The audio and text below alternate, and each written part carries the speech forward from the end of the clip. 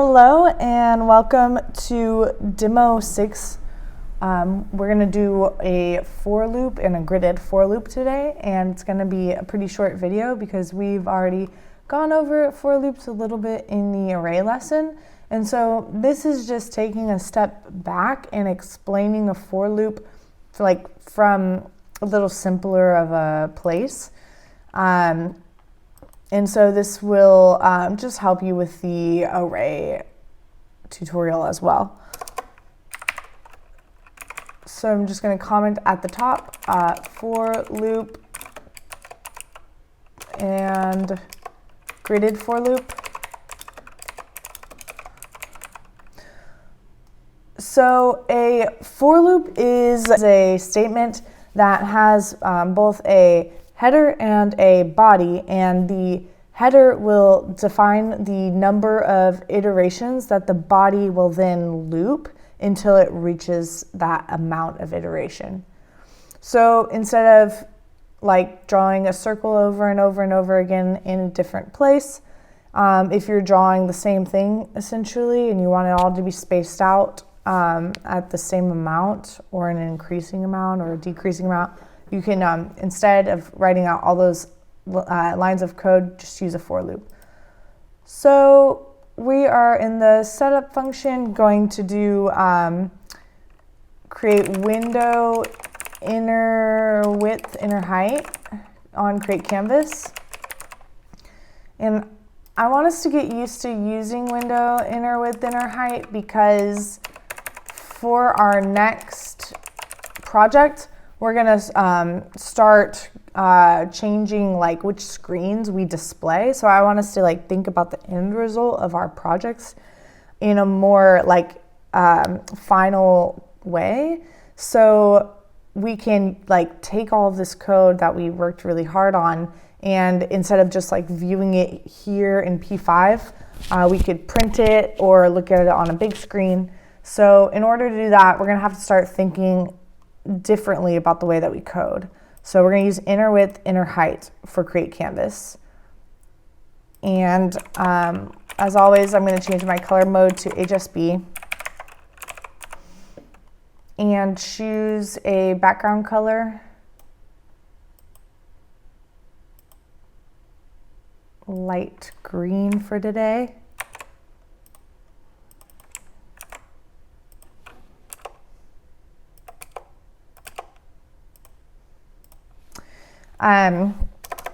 And so here I'm going to draw just a circle.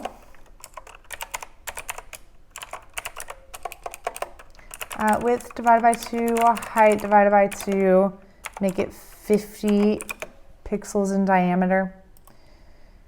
And I'm going to put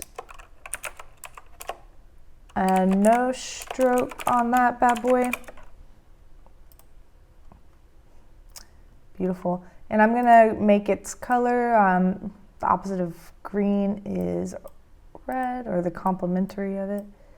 I'll make it like a orangish.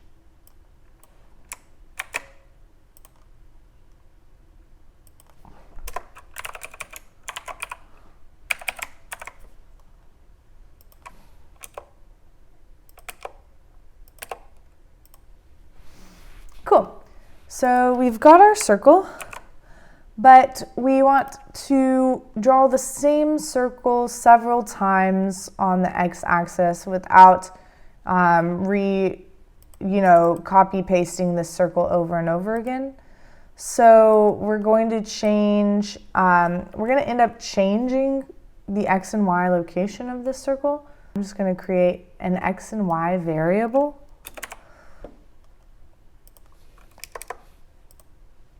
And then, of course, if we know up here, we need to do let x comma y. So we've got our two variables.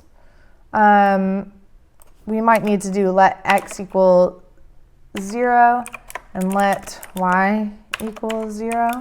So we have a starting point. So it's going to be started up at the top. So, okay. that is everything that we should be fairly used to by now. And so now we can, go in and start our for loop. So we'll create the header of the for loop, which is always going to be for open close parentheses, open close squigglies. And then put the second squiggly underneath our circle because we're containing it. And then inside of the parentheses, just a reiteration from the last class, inside of the header, we'll do let I equals 0, semicolon. If I is less than width, so the width of the canvas, or we could do, width, semicolon, then I plus plus. So if I is less than width, add I until it reaches the other side of the canvas, which in our case is the inner width. So this circle that is 50 pixels in diameter, like right now on this screen, it might look okay for us, but if it's on like a massive screen, like say the one in the Foundry, it's gonna look so tiny we're not even gonna be able to see it. So you know what, let's just get used to changing. So this is called, we're hard coding this circle to being 50. We don't want to hard code anything now. We want to change that to S instead. And we'll create a let S equals, or just a let S for size up here. And then in the setup, we could do S equals width times 0.25 and see what that looks like. So it's quite large. So in any case, now let's make it smaller. So we have to 0.5 width divide. Oh no, I'm going the wrong way. 0.5.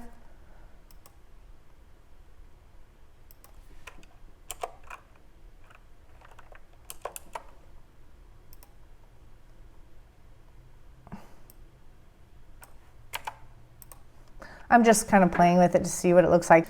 But so now by making size instead of 50, making it like dependent on the width here, and like we're multiplying it by 0.1. So width times 0.1 is going to mean just a smaller number. So like now we don't have like anything hard coded. So like no matter what screen this circle is on here, we can put it in the middle at x equals width divided by 2, y equals height divided by 2, and get rid of the zeros up top.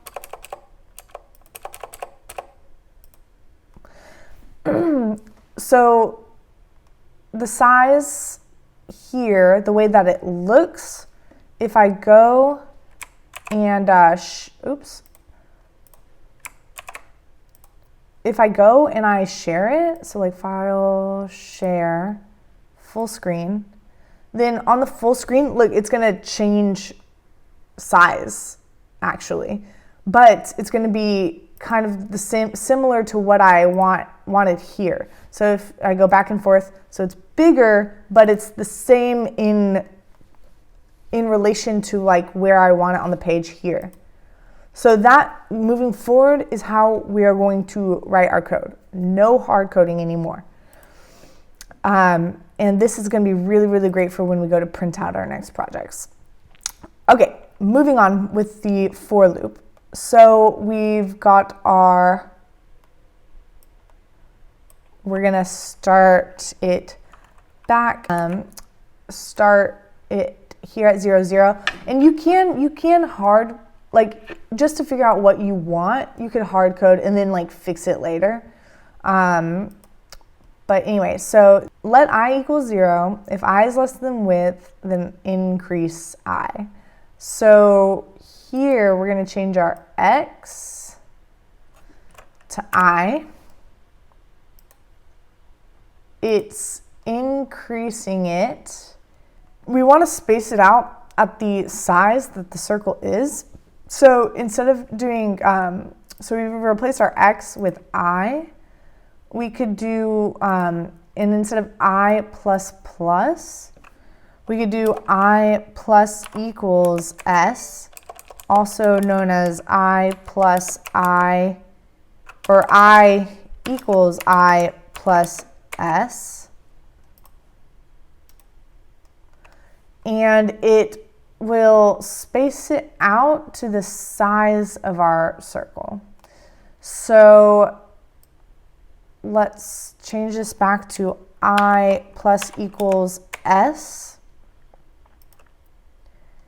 And then we could do, if we wanted to space it out even more, we could, put, this would be like hard coding it, but we could change it later. And then if I didn't want it to be 50, I could do plus width times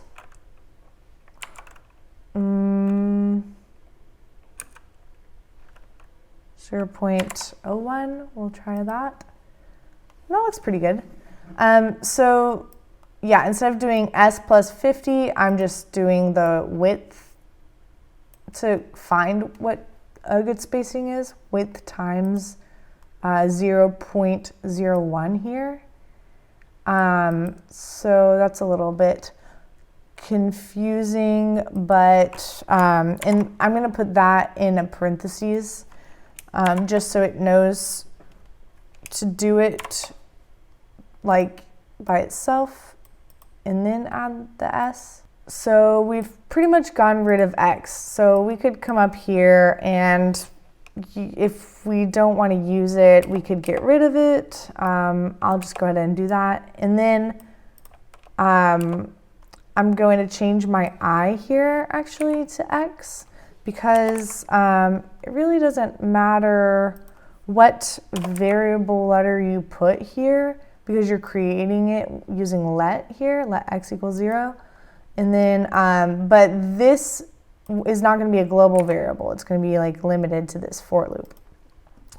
So now if we want to go ahead and do the same thing, but on the y-axis, we will go ahead and nest in a for loop. So this is called a nested for loop.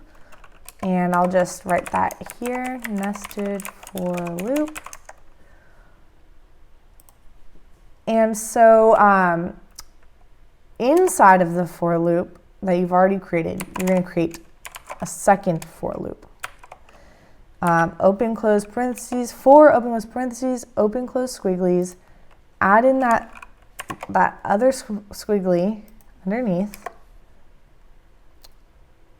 So inside of the second for loop, since we're going to do the same thing but on the y-axis, really I'm pretty sure we could just copy all of that and paste it, change x to y, and width to height.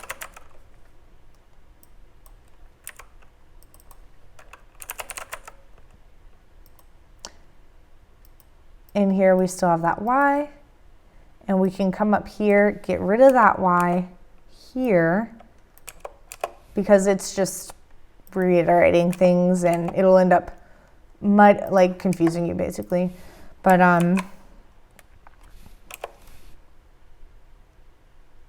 and then tidy the code.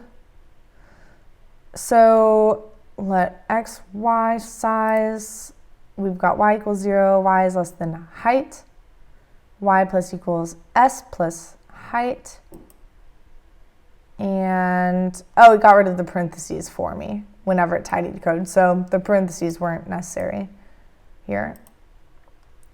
So ta-da! So that is how you might make a grid. You could do like let's see, play. Yeah, so it just changes size, and then if you go and we share full screen, ta-da! So just to flip back and forth here, if I were to have made this diameter 50, all of these would be small, like really, really small, and maybe you might not be, you might not care, but you want it to scale up. Like you want this to look similar to this.